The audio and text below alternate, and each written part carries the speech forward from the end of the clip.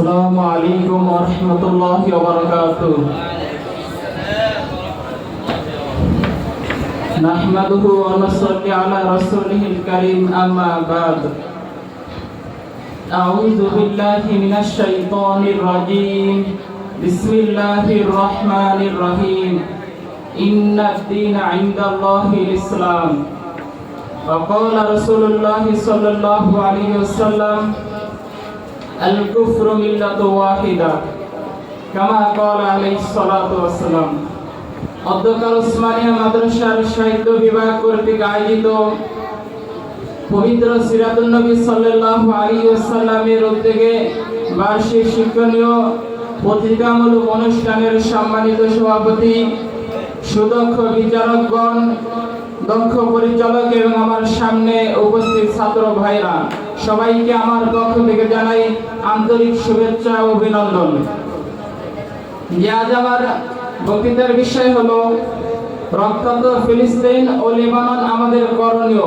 ইনশাআল্লাহ আল্লাহ তাআলা যদি আমাকে তৌফিক দান করে তাহলে এই বিষয়ে কিঞ্চিত পরিমাণ আলোকপাত করার চেষ্টা করব।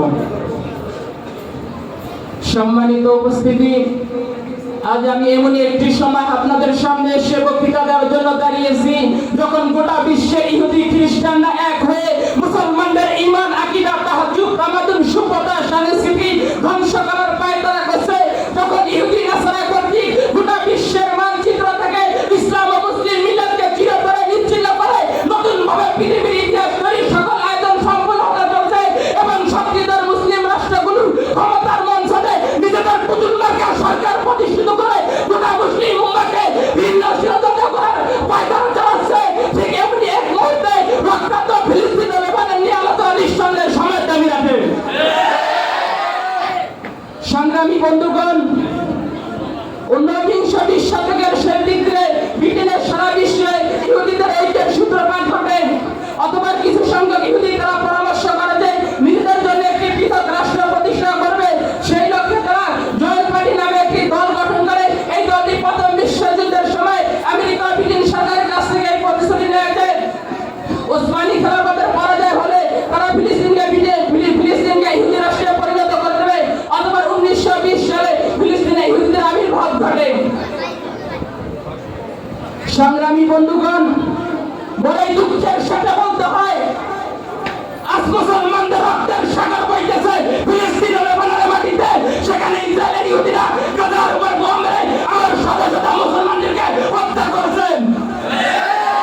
এখানেই শেষ নয়, বর্তমান টেলিভিশন, ফেসবুক, টুইটার, বিভিন্ন খবর পত্রিকার মাধ্যমে দেখাচ্ছে সেখানে মুসলমানদের লাশের স্তূপ বর্তমান ফিলিস্তিন ও লেবানন যে কান বাজে শোনা যায় ছেলেহারা জননী আর স্বামীহারা নদীর আত্মরাম। সংগ্রামী বন্ধুগণ, এখানে কি শেষ? বিভিন্ন সংবাদ মাধ্যমের খবর অনুযায়ী জায়নবাদী ইহুদিদের অবিরাম গাজার উপর হামলায় 40 মাসে 1 লক্ষ মুসলমান শাহাদাত বরণ করেছে, তার অধিকাংশ নারী আর শিশু। আহত হতে পারে 1 লক্ষ মানুষ ধ্বংসস্তূপে নিচে চাপা পড়ে স্বগণিত বনি আদম ইহুদিদের হাতে প্রকাশ্য গোপনে বন্দীদের শিকার হয়ে নিখোঁজ রয়েছে বহু মানুষ, যার একটি বড় অংশ শিশু। আজকে দুর্ভিক্ষের কারণে আমার ভাইয়েরা নড়ছে, সেখানে মারা যাচ্ছে। সংগ্রামী বন্ধুগণ, এখানেই শেষ নয়। ওই ইহুদিরা মুসলমানদের প্রাণস্থল, মুসলমানদের প্রথম কিবলা বাইতুল আকসার উপর বারবার আক্রমণের দুঃসাহস দেখিয়েছে। শুধুই তাই নয়, আমার ভাইয়েরা যখন আহত হয়ে হাসপাতালে চিকিৎসার জন্য যায়, ওই কাফেররা হাসপাতালের উপর বোমের তা উড়িয়ে দেয়। সংগ্রামী বন্ধুগণ, নির্যাতনের কথা বলবো, বললে বুক ফেটে যায় কথা বলবো। আর ফিলিস্তিনের দিকে তাকালে আজ কোথায় সেই জাতিসংঘ, যে জাতিসংঘ বরাবর দোহাই দেয় মানবতার নামে? কোথায় সেই বুদ্ধিজীবীরা যারা মানবতার দোহাই দেয়? আরে যুদ্ধ কমার দেশের নিয়ম ছিল তো, নিয়ম ছিল নারী ও শিশুদের উপর আক্রমণ করা যাবে না, হাসপাতালের উপর আক্রমণ করা যাবে না, মসজিদের উপর আক্রমণ করা যাবে না। কিন্তু আজকে ফিলিস্তিনে দেখা যায় নারী ও শিশুদেরকে গণহত্যা করা হইতেছে, মসজিদের উপর বোম মারা হইতেছে, হাসপাতালের উপর বোম মারছে। তখন জাতিসংঘ চুপ করে বসে হয়েছে। সংগ্রামী বন্ধুগণ, আল্লাহ রাসূল হাদিস শরীফে বলে দিয়েছেন আল-কুফরু মিল্লাতু ওয়াহিদা। আরে মুসলমান, সমস্ত কুফরি সকলে এক। তোমরা জাতিসংঘের কি সরকার চালাও? জাতিসংঘের ব্যবহার করে আমাদের চলবে না।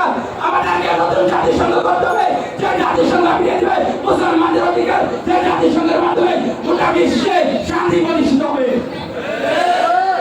সংগ্রামী বন্ধুগণ, আমি বলতে চাই, আর কত মানুষের রক্ত দেখলে এই 200 কোটি মুসলমান জাগ্রত হবে, আর কত ইসমাইল আলিয়া কত মানুষকে জীবন দিলে এই 200 কোটি মুসলমান জাগ্রত হবে। সংগ্রামী বন্ধুগণ, পরিসরে আমাদেরকে আমাদের এই অবস্থা থেকে মুক্তির জন্য কি করণীয় সেই সবে কোরআনুল কারীম আমাকে ডাকে বলে ওয়া লাকুম লা তুকাতিলুনা ফি সাবিলিল্লাহ। আরে তোমাদের কি হলো, তোমাদের কি হলো, তোমরা কেন জিহাদ করছো? তোমাদের মধ্যে নিপীড়িত মুসলমানরা আমার কাছে ফরিয়াদ করে, হে রব আমাদেরকে এই মুক্তি, এই জালেম শব্দ থেকে মুক্তি দান করুন। সংগ্রামী বন্ধুগণ, এখন আমাদের কি করব? তাদের জন্য বেশি বেশি দোয়া করা আর জিহাদের কাম। ইতিহাসের দিকে তাকিয়ে দেখেন, ইতিহাস সাক্ষী আছে, যতদিন পর্যন্ত এই মুসলমান জাতি জিহাদের বিধান করতে গেছে কোন কুফরের শক্তি মুসলমানকে যত টাকা পয়সা পানি আমরা 200 কোটি মুসলমানদের জাগ্রত হয়ে ওই ইহুদির ভিতরে ঝাঁপিয়ে পড়ি, তবে শাহিদের নামে ভিতরে নাই। যাই দিন ওই ইহুদিদের ইসরায়েলে আল্লাহ তাআলা কালিমার পতাকা উঠবে ইনশাআল্লাহ। আল্লাহ তাআলা আমাদের সকলকে এই ফিলিস্তিনের লেবাননের পাশে দাঁড়ানোর তৌফিক দান করুন। আমিন। আসসালাম।